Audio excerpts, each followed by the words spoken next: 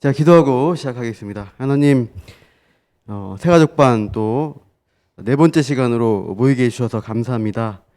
우리가 신앙의 기본적인 내용들을 또 살피고 또 이미 알고 있는 것이라도 또 묵상하고 되새기면서 하나님을 향한 또 우리의 믿음, 또 신앙생활이 더욱더 굳건해지고 또 성장되어지는 일들이 있게 하여 주시옵소서. 남문교회 안에서 우리가 공동체 지체된 성도로서 그렇게 믿음 안에 한 믿음 안에 자라갈 수 있도록 함께하여 주옵소서. 예수님 이름으로 기도합니다. 아멘. 지난 시간에 신앙생활에서 이제 말씀에 대해서 내용을 살펴봤습니다. 그래서 우리가 하나님을 알고 믿고 신앙생활을 하는 것, 성경을 통해서 하나님이 누구이신가, 그분이 무엇을 하셨는가를 알 수 있다고 했습니다. 오늘 이제 8쪽을 보시면 네 번째 시간으로 신앙생활 두 번째 파트에서 기도생활과 교회생활 이 두 가지 내용을 살펴보겠습니다. A 보시면 기도생활 나와 있죠. 그래서 1번 기도가 가능하다 안 하다 이렇게 이제 질문인데요. 우리 답은 그거죠. 기도가 가능하다 이 말씀을 하고 있습니다.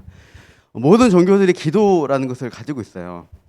그래서 기도할 때 그 기도가 허공을 치는 거냐, 아니면 그 기도가 응답이 오는 거냐, 이런 이제 갈등을 가질 수가 있습니다. 기독교에서도 하나님이 과연 내 기도를 들으시는가, 응답하시는가, 이런 생각을 하면서 또 기도할 수 있습니다. 특히 새가족분들은 이제 하나님 알아가는 것이기 때문에 정말 하나님 계시는 건가, 내 기도 들으시는가, 이런 생각하실 텐데요. 보시면 성경의 약속에 의하면 이 성도의 기도를 하나님이 분명히 들어주신다라고 답을 하셔요. 반가로 1번을 보세요. 우리가 기도하면 하나님이 들으신 이유가 있다는 거죠. 그 근거의 말씀이 히브리서 10장 19절 20절에 있습니다. 그러므로 형제들아 우리가 예수의 피를 힘입어 성소에 들어갈 담력을 얻었다라고 합니다. 성소, 그러니까 이스라엘 성막이 있으면 이렇게 성막이 이렇게 되어 있습니다. 예. 네, 지금 8페이지 이제 막 시작했습니다. 8페이지 펴시면 돼요. 예, 반갑습니다. 그 유수자매 지금 오늘 안 오셨어요? 아, 그래요? 온라인으로 해줘야겠네요. 예. 여기가 이제 지성소이고요. 여기가 성소라고 합니다. 둘 다 이제 거룩하다는 뜻이에요. 지극히 거룩한 곳과 거룩한 곳 이렇게 이제 성막은 나눠놨습니다.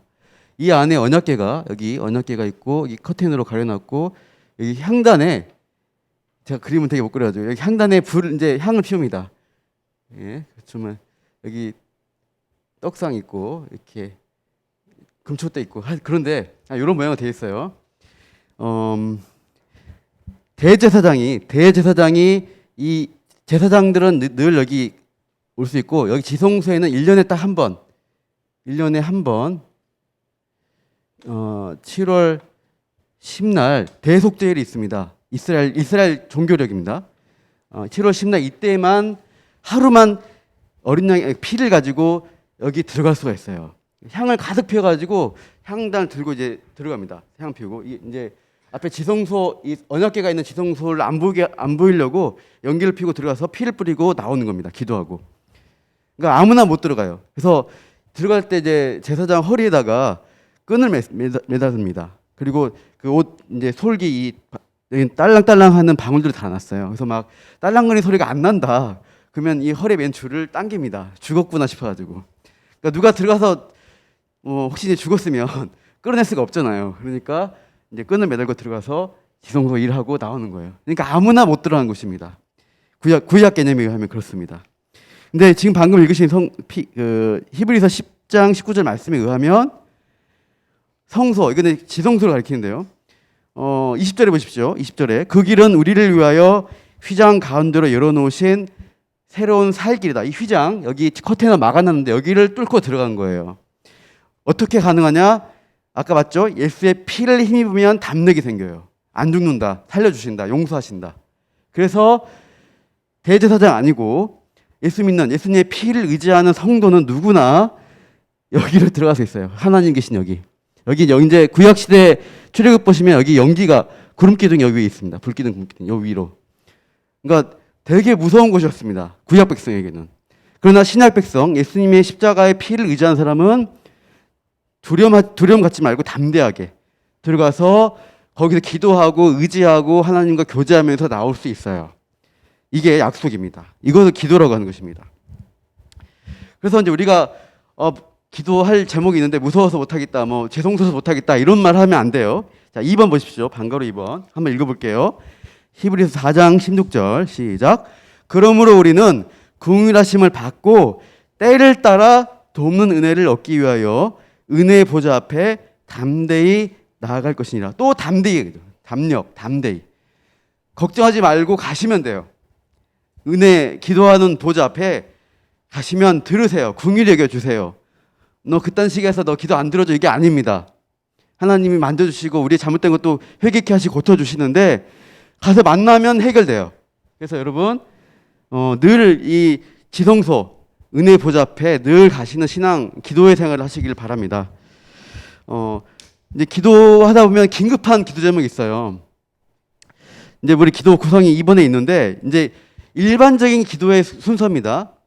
꼭 이 순서 안 해도 되지만 새가족분들이 처음에 이제 기도할 때 어떻게 기도해야 되는지 모르겠다, 두서가 없다 할 때 요걸 참고하시되 상황에 따라 기도하시면 됩니다. 2번 보시면 1번 나와 있죠. 하나님 아버지.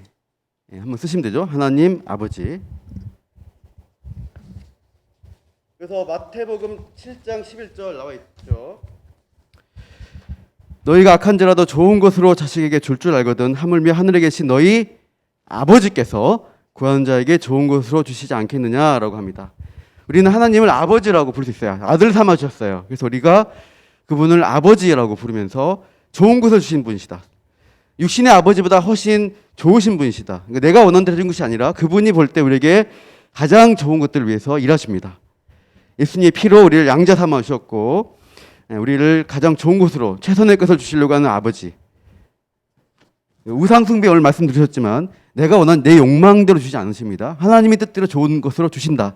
근데 내 영혼에 가장 좋은 것이다. 이것을 믿는 것입니다. 두 번째, 감사합니다. 감사하는 것입니다. 감사합니다. 시편 있죠. 주의 성도들아 여호와를 찬송하며 그의 거룩함을 기억하며 감사하라. 감사하는 것. 두 번째, 감사하는 것. 세 번째, 용서해 주세요. 용서. 감사와 찬양을 드리지만 그 다음에 우리가 하나님께 나아가서 감사와 찬양 드리며 교제하는데 막고 있는 게 죄입니다. 그래서 죄를 고백하는 일이 기도에 좀 필요합니다. 죄를 하나님은 고백하는 걸 기뻐하세요. 그래서 숨기고 있으면은 관계가 막힙니다. 그러니까 이 죄를 고백하면서 하나님이 고쳐주시고 용서하신다. 이것을 가지고 항상 늘 죄를 고백하는 기도의 좀 내용들을 가지시면 좋겠어요. 그래서 자잘한 제목들, 큰 예수님 믿으면 큰 죄, 지옥 갈 죄는 용서받습니다. 죄 형벌은 없습니다. 하지만 살면서 자잘한 죄들을 지으면서 하나님과 관계가 우리가 이제 여러분 자녀들이 키우다 보면 부모한테 죄를 짓거나 거짓말하면은 애들 눈빛이 다릅니다. 아시죠? 말 걸면 뭔가 쭈뼛쭈뼛하고 뭔가를 숨기는 거 있어요.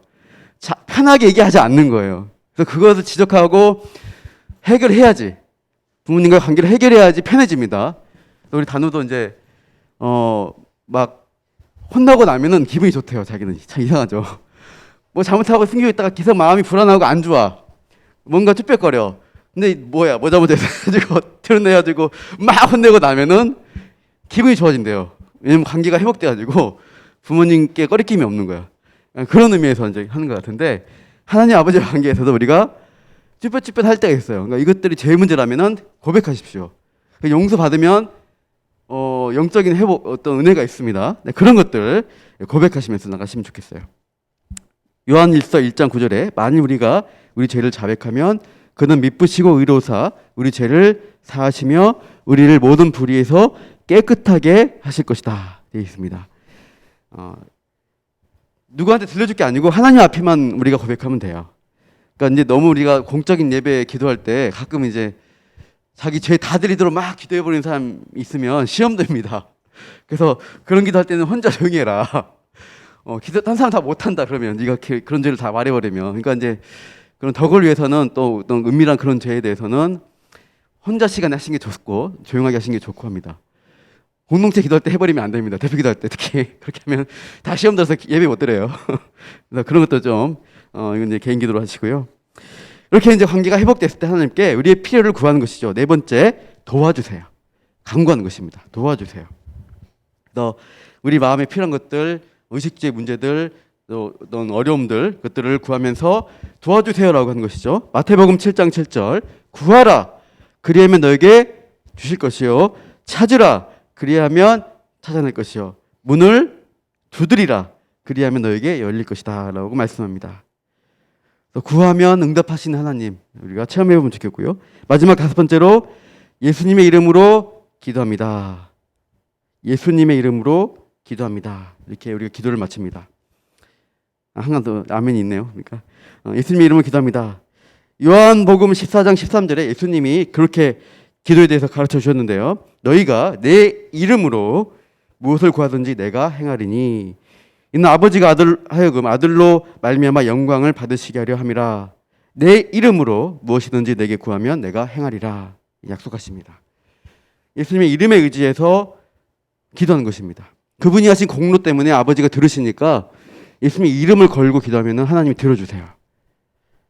마지막 아멘. 여러분 아멘 뜻 혹시 배우셨습니까? 아멘 뜻 웬만해서 아실 텐데 그렇게 되기를 참으로 바랍니다 라는 뜻입니다. 이 히브리어 헬라어인데요. 그렇게 되기를 참으로 바랍니다. 우리말로 하면 동의입니다. 동의합니다. 우리 이제 회의할 때 동의합니다 그러잖아요. 그렇게 되길 바랍니다. 원합니다. 저도 그렇게 되길 바랍니다. 이 뜻을 아멘이라고 합니다. 고린도후서 1장 10절, 그로 말미암아 우리가 아멘 하여 하나님께 영광을 돌리게 되느니라. 예스, 그렇게 되길 원합니다. 아멘, 이렇게 하는 거예요. 할렐루야는 뭔 뜻일까요? 할렐루야, 하나님을 찬양하라 이 뜻입니다. 할렐루야, 야가 야훼, 하나님, 할렐루 찬양하라. 그래서 할렐루야, 아멘, 할렐루야, 아멘 이렇게 많이 교회에서 얘기하는데, 하나님을 찬양하라, 저도 찬양합니다, 저도 이렇게 되기 원합니다, 이런 뜻으로 이제 히브리어를 우리가 조금 이제 성경이 많이 나오기 때문에 쓰는 것입니다. 그러니까 이렇게 기도할 수 있어요. 자, 손가락 5개입니다. 한번 손가락 들어보세요. 이제 이게 뭡니까? 최고야, 엄지척 하잖아요. 최고의 가치, 오늘 말씀 나왔지만 최고의 가치는 하나님 아버지. 그다음에 이 두 번째, 어머니 같은 손가락이다 생각하시죠. 어머니. 엄지손가락 하나로 뭐 들 수 없어요.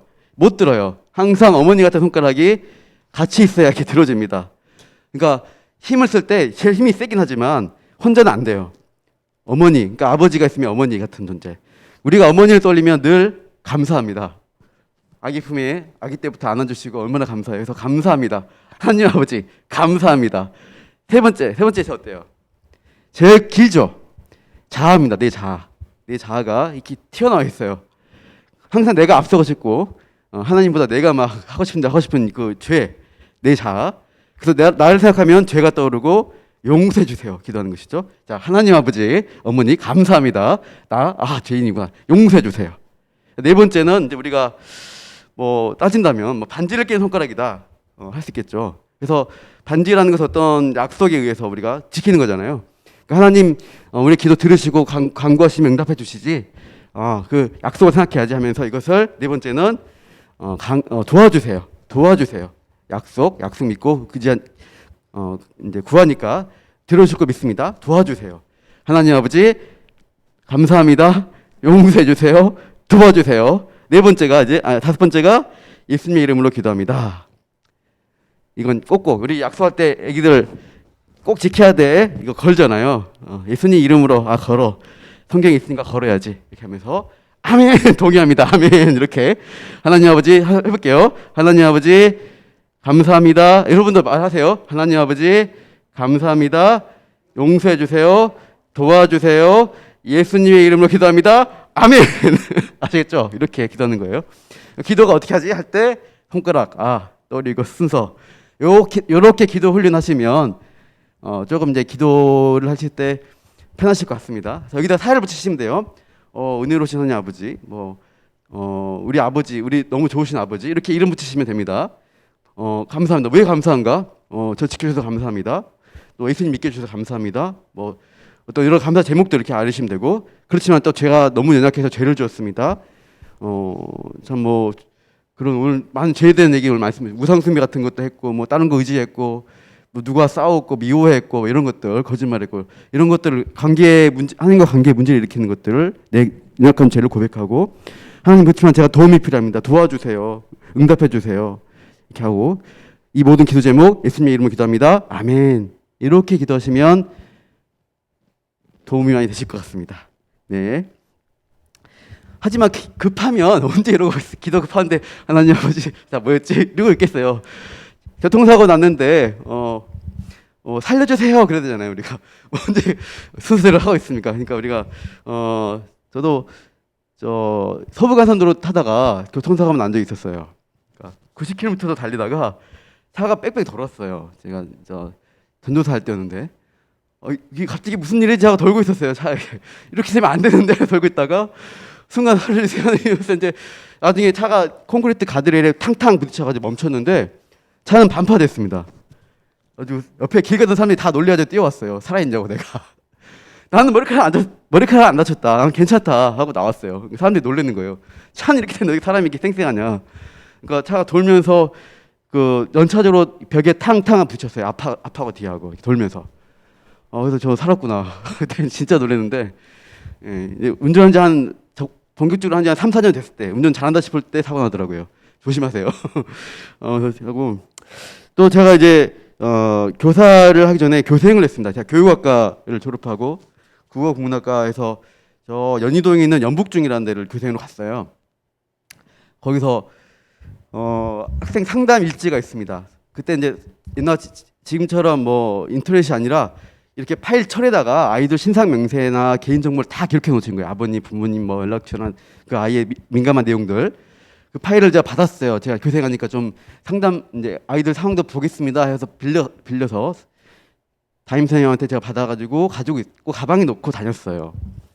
이제 한 달 정도 교생 실습하고 이제 제가 모든 거 평가 마치고 이제 끝내야 되거든요. 그래서 제가 며칠 안 남겨두고 가방에 넣어놓고 제가 집에 가다가 이 위에 지하철 위에다 올려놓고 졸았어요. 눈 번쩍 뜨니까 도착한 거예요. 제가 내려갈 곳에. 얼른 내리고 문 찡 닫히는데 내 가방 이러면서 쭉 가는 거예요. 제가 얼마나 당황했는지. 다른 건 다 잊어버려 괜찮았는데 아이들 신상 명세에 있는 거는 정말 큰일이거든요. 그때 지금 더 큰일인데 옛날에도 민감한 정보입니다. 그 담임 선생님이 잘못하면 징계받는 큰일인데 제가 그래서 놀래야죠. 이제 지하철 역사 가가지고 그 가방 어떻게 찾을 수 있냐 해서 2호선이었습니다. 이게 지하철이 뺑뺑 돌잖아요. 그래서 이제 연락하니까 설렁역에서 누가 직원이 들어가서 보겠다 해서 이제 가서 봤는데 없다는 거예요. 그 선반이 없다. 가지고 이제 분실물센터에 들어오는 거 보겠다라고 나중에 하는 것입니다. 그래서 제가 이제 막 조마조마해서 막 기다렸어요. 어떡하지 빨리 돌아와야 되는데 큰일 났다. 며칠 있으면 나 이제 그 교생 실습 마치는데 큰일 났다 이러면서 다음 날이 돼도 한 이틀 됐는데 연락이 없는 거예요. 이제 한 이틀인가 3일 있으면 이제 교생 실습 마쳐야 되고 그 전에 드려야 됩니다. 담임선생님한테. 이제 마음이 안정이 안 돼가지고 제가 이제 과학실에 교생실로 이제 해놨었는데 과학실에 앉지 못하는 거예요. 제가. 그래서 옆에 화장실 제가 가가지고 쉬는 시간만 되면 들어가가지고 변기통 부여잡고 막 기도했어요. 살려달라고. 하나님 지금 당장 이거 핸드폰으로 연락이 와야 됩니다. 빨리 찾았다 연락 오게 해주세요 라고 계속 기도했어요. 1교시 끝나고 화장실 가고 2교시 끝나고 화장실 가고 막 전기 전화 불고 빨리 응답해야 됩니다. 지금 큰일 났습니다. 안 그러면 저 F 받던지 선생님 막 이제 징계 받는 일인데 아니면 나쁜 생각으로 모른 척하고 그냥 안 드리고 모른 척하고 도망가 버릴까. 나중에 선생님만 당황하게 할까.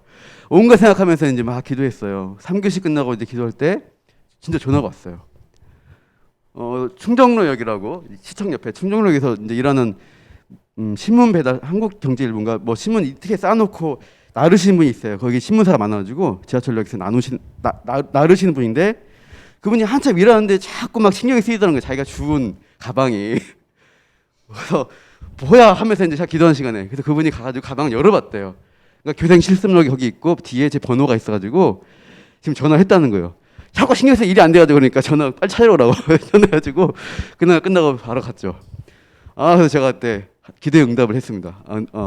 그 시간에 역사하는 거 너무 조급하게 막 기도하니까 하나님이 조급하게 그 사람 일도 못하게 만들어가지고 응답이 왔어요. 전 급할 때 이렇게 기도할 수 있고 또 우리가 평소에 기도할 때 아시죠? 5개 기도하시면 되겠습니다. 세 번째 보시면 기도의 시간 언제 기도할 거냐 나와 있는데 1번 항상 기도를 할 수 있어야 합니다. 쉬지 말고 기도하라 되어 있죠. 아기는 늘 엄마를 찾습니다. 엄마에게 필요한 것도 요구하고 엄마를 의지하죠. 그래서 늘 가까이 있는 엄마를 끼듯이 아기가 아버지와 관계에서 회복된 우리가 하나님과 관계에 늘 그분과 동행하는 것입니다. 그러니까 늘 뭐 지하철에서 막 기도로 샬라샬라샬라 이렇게 말하고 있으면은 미친 사람인 줄 아니까 그렇게 하는 게 아닙니다. 여기서 의미는 늘 하나님과 동행한다는 마음으로 대화하듯이 그분과 계신 거지. 버스 정류장 길 가다 무릎 꿇고 기도하고 이렇게 하라는 얘기 아닙니다. 그렇게 하지 마시고 마음속으로 그렇게 기도하는 의지하며 나아가는 것을 말하고 있습니다. 두 번째 정해놓고 기도합니다. 정한 시간에 예수님도 그렇게 하셨는데 예수께서 나가사 습관을 따라 감람산에 가심에 제자들도 따라갔더니 되어 있습니다. 그래서 그들을 떠나 돌 던질 만큼 가서 무릎을 꿇고 기도한 것입니다. 이건 기도의 형식을 갖추고 특별히 시간을 내서 나만의 시간을 가지고 기도하는 것입니다. 습관적으로 하는 기도가 아니라 어떤 정해놓은 시간에 특별히 집중해서 기도하는 것을 가리킵니다. 다니엘은 어떻게 기도했습니까? 하루에 3번 예루살렘을 향한 창문 열어놓고 예루살렘을 향해서 정오 12시 오후 3시 이렇게 정해놓고 기도했습니다. 베드로도 그렇게 정한 시간에 기도하다가 환상을 봤죠. 보자기 내려오는 짐승들. 그래서 우리가 연약하기 때문에 기도를 놓치기가 쉽기 때문에 하루에 1번이든 2번이든 3번이든 정한 시간을 가지고 기도하는 습관이 필요합니다. 그렇게 할 때 하나님께서 의지할 수 있어요. 이런 훈련으로 기도하시고 교회선내 새벽 기도회라는 5시 20분 정해놓고 있습니다. 그런 시간에 오셔서 같이 해도 괜찮습니다. 수요일 기도회도 있고요. 아니면 자기 전 일어나서 이런 시간에 1분, 2분이든 5분이든 기도하는 습관을 가지시면 좋겠어요. 세 번째, 특별 제목을 가지고 기도하십시오. 아까 말했지만 다급한 제목, 상황이 있어. 그때 기도하십시오. 응답을 해주십니다. 필요한 것들 기도하시면서 그 응답이 어떤 경우는 여러분 모든 기도가 내가 원하는 대로 다 응답되지 않습니다. 영어 써서 죄송하지만 영어가 좀 명료하니까 기도 응답이 3가지가 있어요. yes, no, wait를 주십니다. 그러니까 응답을 해주세요. 내가 원하는 대로. 어떤 경우는 아니라고 하세요. 어떤 경우는 기다리라고 하세요. 근데 아니라고 한 것이 응답 안 된 것이 아니라 응답입니다. 사도 바울이 내 몸에 가시가 있다고 했습니다. 몸에 아마 안질이나 간질 같은 그런 성도들 보기 안 좋은 질병을 앓은 것 같아요. 그렇게 능력을 행하는 바울이 자기가 자기 병도 못 고치냐? 의사가 자기 병 못 고치냐? 이렇게 할 때 불신이 생기잖아요. 그래서 바울이 이 가시를 육체의 가시를 벗어나게 달라고 기도를 하는데 3번 구하지만 하나님이 놓으라고 하세요. 아니야, 너는 그거 있어야 돼. 왜냐하면 내가 약할 그것이 있기 때문에 내가 너에게 강하게 역사할 수가 있어라고 응답하세요. 그러니까 연약함을 내버려둘 때가 있으세요. 왜냐하면 그게 너에게 좋기 때문에. 여러분도 기도하실 때 응답을 안 주셨다 실망하지 마시고 어쩌면 이게 나에게 필요할 수 있겠다. 이 연약함이, 이 어려운 상황이, 이 어려운 관계가 나에게 신앙의 성장에 도움이 되겠구나 하는 경우도 있습니다. 그래서 yes, no, wait도 기다렸다 나중에 때가 되면 응답하시는 것들, 이런 것들을 응답으로 받으시면 되겠습니다. 그래서 기도의 제목들을 정하시고 또 우리가 필요한 것들을 구하십시오. 넘어가십시오. 9페이지에 교회 생활 나와 있습니다. 자, 교회란 무엇이냐? 자, 예수님을 믿는 믿음의 공동체다라고 되어 있습니다. 예수님을 믿는 믿음의 공동체. 교회는 어머니와 같은 존재라고 했습니다. 칼빈은 신자에게 어머니와 같은 존재가 교회다. 우리는 신앙생활 할 때 예수님 믿지만 1대1로 관계 맺는 것 같지만 예수님은 항상 공동체로 부르십니다. 제자들을 몇 명이었죠? 12명. 공동체를 부르시고 그 안에서 같이 생활합니다. 신앙생활을 함께 하도록 부르셨습니다. 그래서 신앙 공동체, 함께하는 사람들, 이게 교회입니다. 그래서 교회의 중심은 뭐냐 했을 때 늘 예수 그리스도라는 중심을 가지고 있어요. 어떻게 모였냐 교회가 18장 2절 20절에 두세 사람이 내 이름으로 모인 곳에 내가 그들 중에 있다. 예수님의 이름 모인 성도들 가운데 예수님이 계십니다. 그리고 그러니까 두세 명이어도 예수님 있는 사람들 그 무리 가운데서 예수님을 그것을 교회라고 부르는 것이고요. 베드로의 고백이 있습니다. 시몬 베드로가 대답하여 이르되 주는 그리스도시요 살아계신 하나님의 아들이시니이다. 그리스도시고 살아계신 하나님의 아들이시다라는 고백. 그렇게 고백할 때 예수님이 이렇게 말씀하시죠. 너는 베드로라. 베드로가 페트로 반석이라는 뜻인데요. 이 반석 위에 내 교회를 세우리니 있습니다. 교회. 베드로의 신앙 고백 위에 예수님이 누구이신가를 고백하는 그 믿음 위에 예수님의 교회가 가능합니다. 그 교회를 음부의 권세, 악의 세력이 이길 수가 없습니다. 그래서 에베소서 1장 22절에 예수님을 교회의 머리로 삼으셨습니다. 그래서 이 머리가 예수님이 계시고 머리를 통해서 모든 지체가 연결되어 있잖아요. 우리 신경이 발이든 어디든 손가락이든 여기를 꼬집으면 손가락만 아프지 않죠. 배웠어. 그러면 어디가 아프면 머리가 아픕니다. 예수님이 머리이기 때문에 머리를 통해서 온몸이 다 아파요. 우리 지체가 누가 힘들고 어렵다, 괴롭다 하면 나도 그 지체의 고통 가운데 함께 아파하면서 같이 중보기도 합니다. 그게 교회입니다. 유기체입니다. 그래서 이렇게 교회를 예수님 머리로 해서 한 공동체로 부르셨고, 하지만 지체들 보면 이번에 교회는 다양한 사람들이 모여 있어요. 다양한 사람들을 모아놨습니다. 그 다양한 사람들, 어떤 사람은 교회를 병원이다라고 부릅니다. 내가 의인을 부르러 온 것이 아니라 죄인을 부르러 왔다라고 말씀하셨는데요. 그러니까 교회에 모인 사람 보면 좀 세상에서 보면 좀 부족한 사람들이 더 많은 것 같은 경우도 있어요. 저런 사람이 교회에 있어. 그러니까 깨끗하고 좋고 똑똑하고 괜찮은 사람만 있을 것 같은데 그렇지 않습니다. 교회는 부족하고 연약한 사람들이 많은데 그런 사람들 부르셔서 예수님이 하나님 말씀으로 그분을 성장시키고 변화시켜 나가는 게 교회라는 공동체입니다. 그러니까 새가족반에서 만나신 분 중에 좋은 분들도 있고 이분 참 괜찮네 하는 분이 있습니다. 근데 어떤 경우는 참 이상한 분이네 이런 사람도 있어요. 그때 실망하고 좌절할 수 있는데 그런 분들을 다 포함하는 게 교회입니다. 예수님 제자 중에 바리새인들이 정말 싫어하는 세리들, 또 뭐 무식하게 보이는 어부들, 어떻게 보면 또 뭐 테러하는 뭐 이렇게 테러했던 그런 열심당원들, 이런 사람들이 다양한 사람들이 있었어요. 인정해야 합니다. 교회 안에 다양한 부류가 있는데 예수님이 끌고 가셨습니다. 그 사람들을 데리고 예수님이 제자 훈련시키시고 하나님의 교회를 만들어 가신 거예요. 우리도 마찬가지입니다. 누구는 못해 잘났네 이거 하지 마시고 다 우리 교회구나. 그분들이 함께 예수님 믿고 성장해 가는 거구나. 이렇게 교회를 바라봐야 합니다. 성도를 섬기는 직분들을 교회에서 갖고 있는데요. 에베소서 4장 11절에 어떤 사람은 사도로, 선지자로, 복음 전환자로, 또 목사와 교사로 삼으십니다. 이런 직분을 주셔서 12절 말씀에 성도를 온전하게 하고 어떻게 합니까? 봉사의 일을 하고 그리스도의 몸을 세우는 게 다양한 사람들의 역할입니다. 그리스도의 몸을 세우기 위해서 다양한 모습들을 가져왔습니다. 누구나 다 잘났어요. 다 잘해요. 그러면은 아무 일도 없고 뭐 힘든 것도 없고 섬김도 없고 아픔도 없겠죠. 하지만 문제가 있는 사람이 많기 때문에 그만큼 눈물을 흘려야 되고 기도해야 되고, 구역 셀 원 중에 말 안 듣는 사람이 있으면 막 셀 리더가 울면서 기도해야 되고 힘들어야 되고 이럽니다. 근데 그럴 때 우리의 믿음이 더 성장하게 되고 참아주고 인내를 키우게 되고 예수님이 하신 일들을 이해하게 됩니다.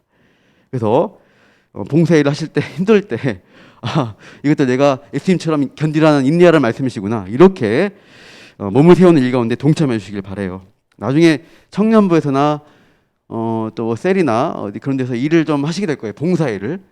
그럴 때 이렇게 우리가 함께 격려하면서 가는 것을 기억하시기 바랍니다. 3번에 교회에서 하는 일들이 있습니다. 한번 이 말씀을 읽겠습니다. 28장 19절 시작. 그러므로 너희는 가서 모든 민족을 제자로 삼아 아버지와 아들과 성령의 이름으로 세례를 베풀고 내가 너에게 분부한 모든 것을 가르쳐 지키게 하라 되어 있습니다. 여기 동사가 5개가 있습니다. 가르쳐, 끊고, 지키게 하라 이렇게 되는데 두 줄로 되어 있잖아요. 제자로 삼아, 이게 본동사입니다. 원래 동사 하나입니다. 원래 원어로 보면 제자 삼다가 있습니다. 제자 삼다, 이게 본동사에 나머지 동사로 보이는 형태가 다 분사입니다. 동사 형태가 분사로 붙어 있습니다. 수식합니다. 그래서 가라 붙어 있고, 그 다음에 세례를 베풀라, 그 다음에 가르쳐, 가르치라, 마지막에 지키게 하라. 이게 분사 형태로 수식하고 있습니다. 그러니까 제자를 삼으라 명령하셨어요. 본동사 하나로. 근데 제자 삼는 방법이 4가지 방식으로 할 수 있다는 것을 가르쳐주고 계십니다. 첫 번째, 가라. 어디로 가야 할까요? 세상으로 가라 했습니다. 제자들에게 세상으로 가라. 니들 복음 가지고 이 세상 나가라. 모든 민족에게, 족속에게 가라 하셨어요. 교회란 예수님을 증거하는 공동체입니다. 믿지 않는, 우리들은 원래 다 믿지 않는 사람들이었습니다. 근데 밖에 있던 사람이 누군가 만났기 때문에, 나가서 만났기 때문에 같이 끌고 들어왔어요, 교회 안에. 그렇죠? 김명자매가 옆에 있는 우리 형순 형제 어떻게 보면 끌고 온 겁니다. 그렇죠? 가라 해서 이제 같이 온 거예요. 근데 제자들이 다 그렇게 했습니다. 12제자들이 사도로서 그렇게 보냄받아서 많은 사람들이 복음을 전하고 그들이 교회 안에 들어왔고, 또 그 다음에 그 사람들이 또 나가서 복음을 전하고 많은 사람들이 왔고, 한국까지 선교사님이 복음 들고 왔기 때문에 우리가 이 자리에 남문교라는 이름으로 있는 것입니다. 가라.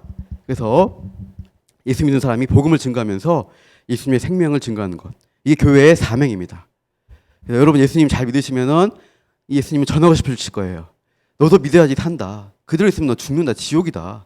이렇게 전도한 일들이 우리에게 교회가 할 일이고요. 두 번째, 세례를 베푸는 것이죠. 세례 되어 있습니다. 누구든지 사람 앞에서 나를 시인하면 나도 하늘에 계신 내 아버지 앞에서 그를 시인하리라 할 것이요. 세례라는 것은 자신이 예수님 믿는다, 이것을 공적으로 시인하는 행위를, 의식입니다. 그래서 물에, 침례교 같은 경우 물에 푹 담궈버립니다, 사람을. 그리고 우리는 간소하게 물로 뿌리는 형태로 하고 있습니다. 둘 다 상관없는데요. 그래서 이 세례를 받았다고 해서 세례 받은 행위가 그를 구원하신 게 아니라 이미 예수님 믿고 구원받은 사람이 세례를 받음으로 공동체 안에서 너는 세례 교인이야, 예수님만 의지하고 믿는 사람이라는 것을 밝히는 의식입니다.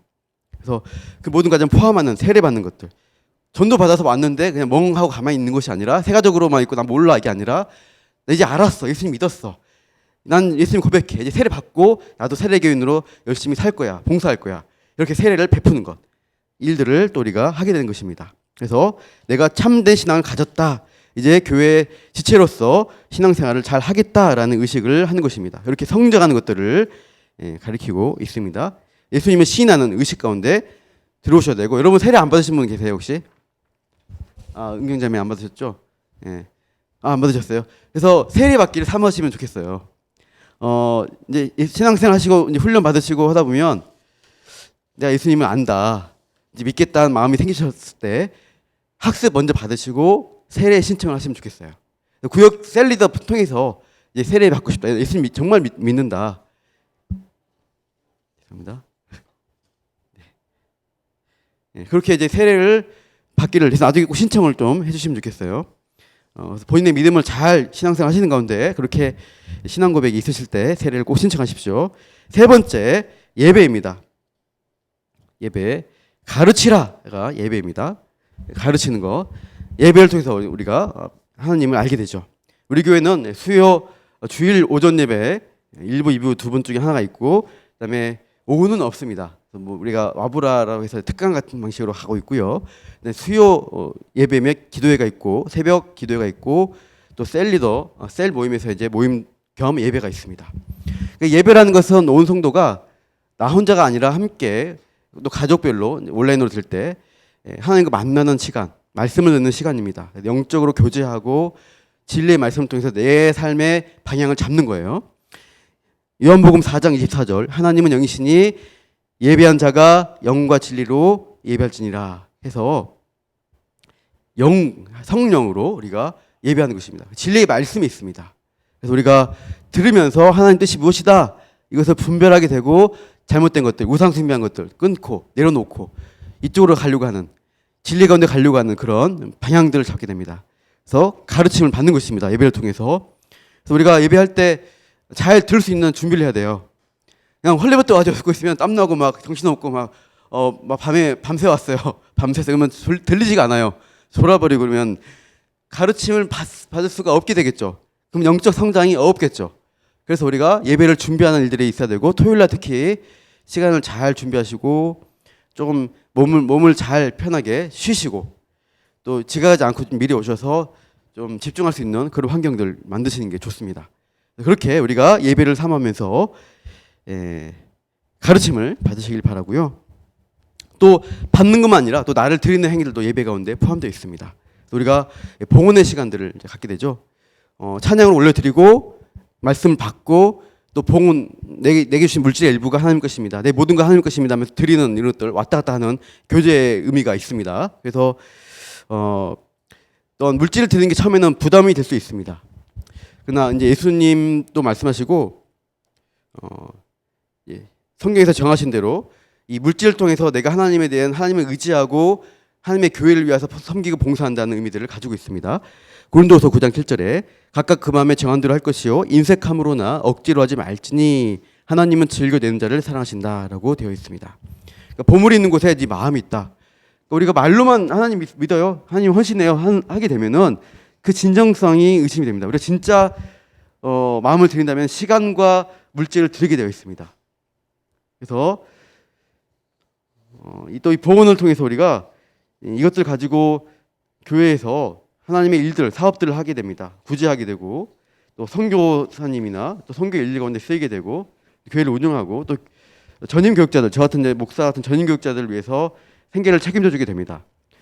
그렇지 않으면 이제 구약의 레위인들이 생계를 백성들이 안 해줄 때 레위인들이 자기 처소를 떠나버려요.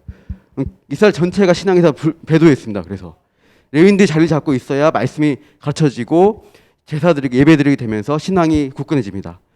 그래서 이런 것들을 공동체가 책임지는 것들을 구약에서 명했고 신약에도 그렇게 말씀을 하고 있고요. 말라기 3장 8절에 11조 봉헌물도 드린 것들을 말씀하고 또 그렇게 드릴 때 하나님이 신명기 8장 18절에 그가 내게 재물을 얻을 능력을 주셨음이라 라고 합니다. 그래서 하나님이 또 채우시는 은혜들을 약속하고 계십니다. 이것들을 믿고 나가는 것입니다. 이렇게 또 드릴 때 마지막에 축도하시면서 우리가 예배 마무리를 하는데요. 말씀을 또 기억하게 되고 나에게 복 주시는 하나님, 선하신 분을 그 은혜를 마음에 담으면서 예배를 마치게 됩니다. 주고받고 하는 느낌 드시죠?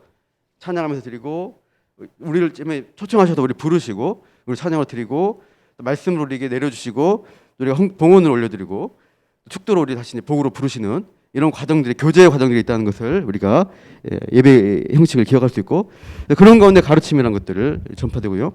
마지막에 4번이 큰 4번이 아니라 반거로 4번을 바꾸십시오. 마지막 거는 지키게 하라라는 훈련의 파트 측면이 있습니다. 훈련. 남문교에서는 새가족반 지금 진행하고 있고 처음에 또 이제 독서반도 있고요. 이제 성경방이 있습니다. 성경방은 조금 양이 성경을 전체를 통과하는 시간순으로 성경을 전체를 쭉 한번 보게 하는 그런 이제 훈련이고요. 또 각종 이제 세미나 특강들 진행되는데 이런 훈련을 통해서 예배 말고도 훈련을 통해서 또 우리가 지키려고 말씀을 알려고 애를 쓰는 과정들이 들어갑니다. 그래서 훈련에 잘 참여하시면 좋겠어요.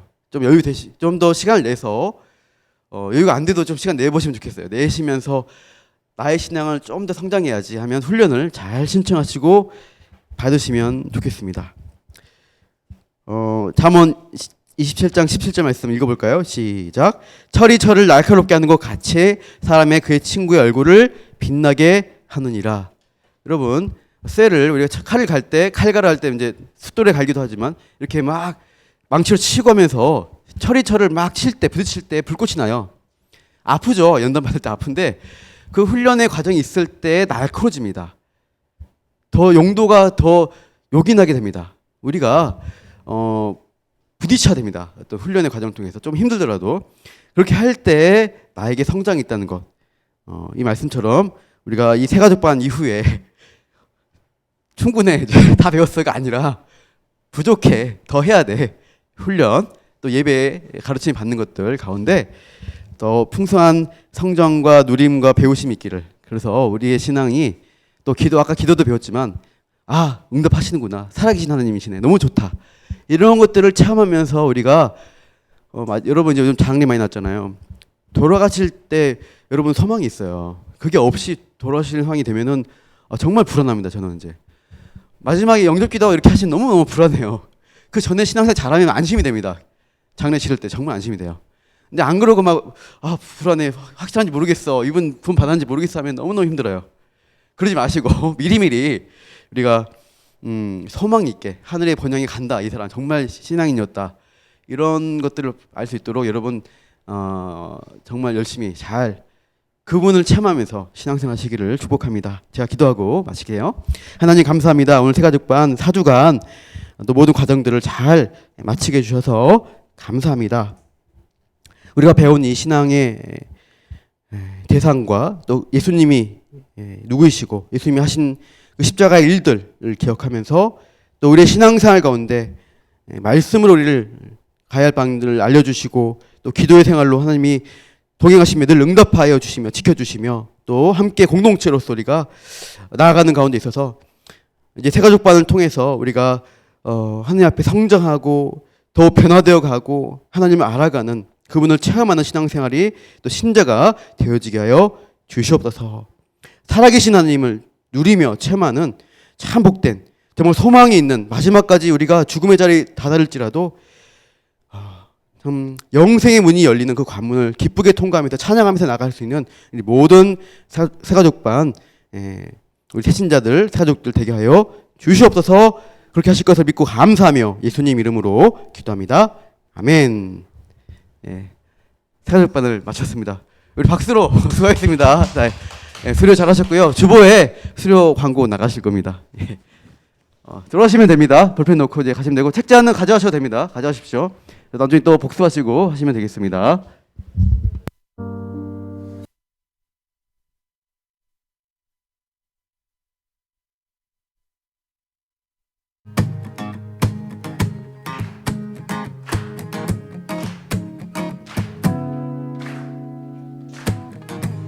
고된 하루를 보내고 그저 주 앞에 나와 내 모든 짐을 내려놓고 쌓인 모든 아픔과